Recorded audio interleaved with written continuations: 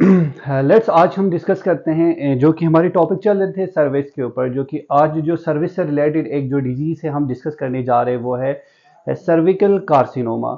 जो कि most important जो है टॉपिक्स हैं जो कि मोस्टली ओकर होता है पेशेंट से रिलेटेड जो डिजीज है कॉमन है सर्विकल कार्सिनोमा। इसके बारे में हम डिस्कस करते हैं कि सर्विकल कार्सिनोमा इस है क्या चीज़ और इसके क्या फंक्शंस है और इससे किस वजह से ये सर्विकल कार्सिनोमा होता है और इसमें किस काज की वजह से होता है और किस साइन और सिम्टम के साथ वो पेशेंट्स आते हैं। तो हम ये वो देख के हमें पता चल जाएगा कि ये सर्विकल कार्सिनोमा डिजीज हुआ है और एंड में हम इसकी टच करते हैं ट्रीटमेंट की। लेट्स देखते हैं कि सर्विक्स में जो सर्विक्स से रिलेटेड जो एक डिजीज है आज जो हम इम्पोर्टेंट जो है डिजीज डिस्कस करने जा रहे हैं वो है सर्विकल कार्सिनोमा।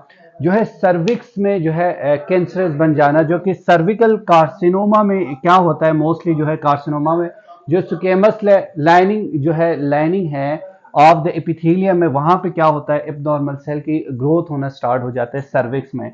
तो इसको बोलते हैं कार्सिनोमा जिसमें invasive carcinoma did arise from the cervical epithelium. जो सर्विकल एपिथेलियम है स्क्वेमस सेल की जो है लाइनिंग है वहां पे एबनॉर्मल सेल की क्या होता है डेवलपमेंट स्टार्ट हो जाते हैं।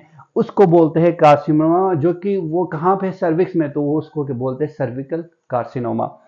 अब जो कि ये इन्वेसिव है एबनॉर्मल जो है सेल की जो है कि क्या होता है प्रोडक्शन हो जाता है जो कि एराइज होता है फ्रॉम सर्विकल एपिथेलियम से। मोस्ट कॉमनली ये क्या होता है seen in middle age women. जो मिडिल एज वुमेन है मोस्टली इसमें ये मोस्टली होता है कौन सी किस एज में मोस्टली कॉमनली जो कि ओकर्स होता है ये डिजीज मोस्टली 40 टू 50 ईयर जो है जो ओल्ड एज है 40 टू 50 ईयर आफ्टर मेनोपॉज जो कि मोस्टली ये डिजीज ओकर्स होता है फीमेल पेशेंट्स में। इसकी जो है साइन और सिम्टम जो कि पेशेंट को अगर ये डिजीज हो तो किस साइन और सिम्टम के साथ होता है तो प्रेजेंट्स विद विजाइनल ब्लीडिंग। उसकी क्या होता है विजाइनल ब्लीडिंग होता है पोस्ट कॉइलेटल ब्लीडिंग होता है और सर्विकल डिस्चार्ज। और इसमें क्या होता है सर्विकल डिस्चार्ज होता है। ये तीन जो है साइंस इस पेशेंट्स में होता है। तो ये इसका मतलब है कि इसको क्या हुआ है सर्विकल कार्सिनोमा हुआ है। अब जो है वो कौन से रिस्क फैक्टर है जिसकी वजह से ये सर्विकल कार्सिनोमा काज हुआ है। अगर इसकी बात करें तो हाई रिस्क फैक्टर क्या है हाई रिस्क फैक्टर जो कि ह्यूमन पपिलोमा वायरस इन्फेक्शन। जो ह्यूमन पपिलोमा वायरस इन्फेक्शन जो कि हमने पिछले इसमें पढ़ा था इसकी ये किस तरह फैलता है ये सेक्सुअल ट्रांसमिटेड जो है डिजीज है। इसकी वजह से ये क्या होता है इंटरकोर्स के दौरान इसकी वजह से ये जो है स्प्रेड होता है ह्यूमन पपिलोमा वायरस और ये काज होता है जो कि सेक्सुअल ट्रांसमिटेड डिजीज काज करता है और इसकी वजह से इन्फेक्शन काज होता है जो कि ये हाई रिस्क जब ये एचपीवी इन्फेक्शन हो ह्यूमन पपिलोमा वायरस की तो ये क्या कराता है इसके एंड का जो रिजल्ट है वो सर्विकल कार्सिनोमा काज करते हैं जो कि हाईली रिस्क हैं।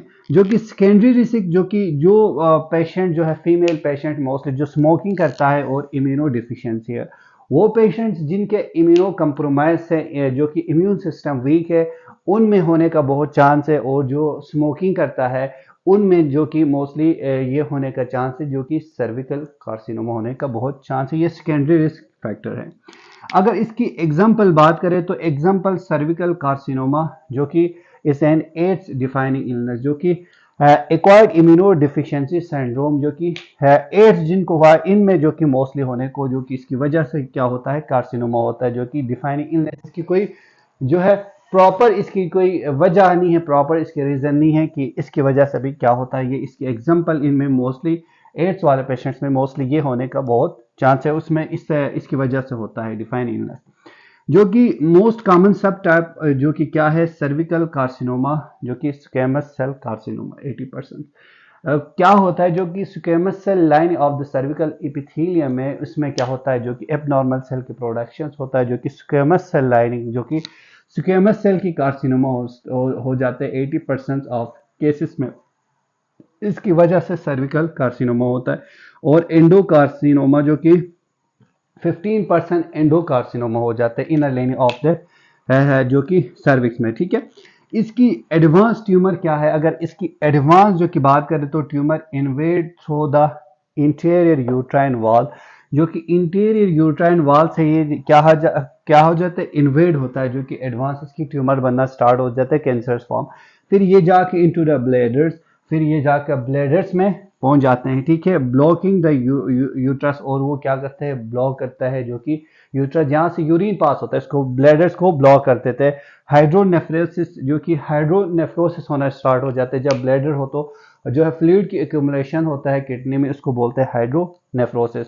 विद पोस्ट नेटल जो कि फेलियर होता है, जो कि मोस्ट कॉमन जो कि काज ऑफ डेथ है एडवांस सर्विकल कार्सिनोमा। इसकी वजह से जब ब्लेडर्स ब्लॉक हो वहाँ पे कार्सिनोमा बन जाते हैं, सेल की जो एक्सटेंड होकर जो कि ब्लेडर ब्लॉक हो तो वहाँ पे यूरिन की एक्यूमुलेशन, इसकी वजह से हाइड्रोनेफ्रोसिस होता है। इसकी वजह से क्या होता है, मोस्टली जो है कॉमन जो कि फीमेल्स की डेड हो जाते हैं, ये इसकी वजह है, मैकेनिज्म फंक्शन है।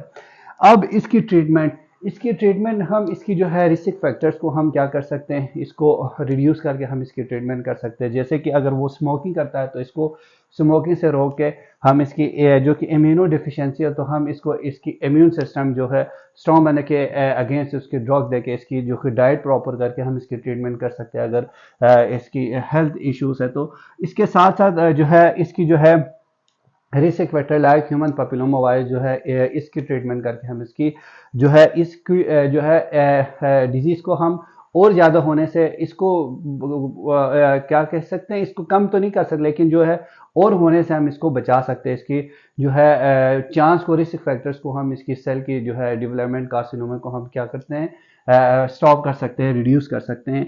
इसकी जो है ट्रीटमेंट मोस्टली जो है अगर इनिशियल ट्रीटमेंट की बात करें, हम इस इनिशियल ट्रीटमेंट ड्रग के थ्रू करते हैं। फिर इसके बाद अगर नहीं हो तो हम जो इसकी क्या करते हैं, रेडिएशंस के थ्रू करते हैं। इसके साथ हम इसकी हिस्टेरेक्टोमी करते हैं। ये करके हम इसकी ट्रीटमेंट करते हैं, कीमोथेरेपी करते हैं, कीमोथेरेपी करते हैं। और जो है अगर इसके साथ अगर नहीं हो तो इनिशियल स्टेट पे हमें पता चला तो क्या करते हैं, हम इसकी सर्विस को ही यूट्राइन या सर्विस को हम रिमूवल करते हैं, ठीक है, एक्टोमी करते हैं, जो कि सर्विकल एंड यूट्राइन को क्या करते हैं, रिमूव करते हैं थ्रू सर्जरी, जो कि कीमोथेरेपी बेस पे या रेडिएशन के बेस पे अगर ठीक नहीं हो तो इसके बाद हम एंड जो स्टेज सर्जरी के थ्रू हम क्या करते हैं, जो कि अगर पता चला तो इसकी जो है सर्विस या यूट्राइन जहाँ पे एक्सटेंड हुआ है, फैला हो, तो हम इसको क्या विद थ्रू सर्जरी के थ्रू पर एक्टोमी करके हम इसकी रिमूव करके हम इसकी क्या करते हैं, ट्रीटमेंट करते हैं। ये थे जो है सर्विक्स से रिलेटेड जो है सर्विकल कार्सिनोमा के बारे में। उम्मीद है आपको वीडियो पसंद आए होंगे। फिर हम मिलेंगे नेक्स्ट लेक्चर में नेक्स्ट वीडियो के साथ, तब तक के लिए अल्लाह हाफिज़।